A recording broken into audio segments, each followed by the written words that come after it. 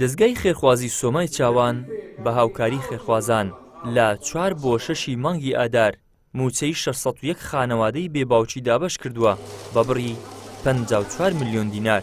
بەڕێوەبەری دەستگاکە دەڵێت لە مانگی پیرۆزی ڕەمەزاندا پلانێکی گشتگیرمان داناوە بۆ دابەشکردنی موچە و سەبەتە خۆراک بەسەر خێرزانە کەم دەرامەتەکاندا.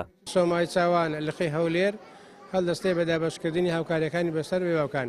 ئەو بڕەپارەی کەمە دابەشی دەکەن لە هەر مانگەیدا بریتێ لە 54 ملیۆن دینار دابەشی دەکەن بەسەر 600 خانەوادەی بێباوک. پرۆژەی ترمان لە بۆ مانگی ڕەمەزان ئەوەیە کە ئەمە ئێستا ئەعلانی سەبەتەی خۆراکمان کردووە. داوا دەکەن لە خێرخوازان هاوکاریمان بکەن بەوەی بتوانین پێش جەژنی ڕەمەزان بتوانین سەبەتەی خۆراک و گۆشتیان بۆ دابین بکەین ئینشاءالله.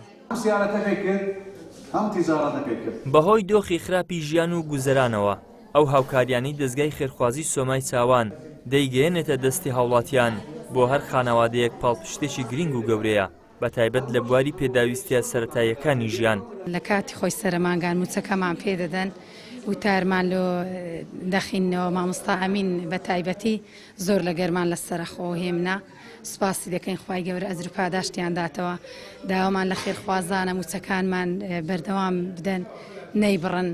ئەمە بەڕاستی چاومان لەسەر ئەو موچەی خێرخوازانە زۆر زۆر بە کەلکمان هاتینە خوای گەورە ئەجر و پاداشتیان بداتەوە. خۆمان نووسیەوە سێ سارە زۆر سوپاسیان دەکەین یارمەتیان داینە بە شێوەیەکی جوان موچەکە هەبی دەماندنێ مانگانە ئەمەش لە بە ئەو مندارەهێتیمانە پێ بەخێو دەکەین. زۆر سوپاسی هەمیان دەکەین گەلەگەلەکمان دینە بەماوە بووینە باب و برای ئەو مندارانە بە خێویان دەکەن.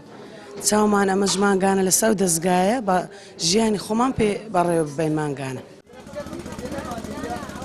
دەستگای خێرخوازی سۆمای چاوان بەر لە هاتنی مانگی پیرۆزی ڕەمەزان و بە هاوکاری خێرخوازان 175 بەرمیل نەوتی بەسەر هەژار و کەم دەرامەتاندا دابەش کرد. لە ئێستاشدا کۆتایی بە دابەشکردنی موچەی مانگی شوبات هێناوە. بڕیاری ژوایە لە ڕۆژانی داهاتوودا بە سەبەتە خۆراک هەژار و کەم دەرامەتان بەسەر بکاتەوە. ئیدریس محەممەد، کەناڵی ئاسمانی پەیام، هەولێر.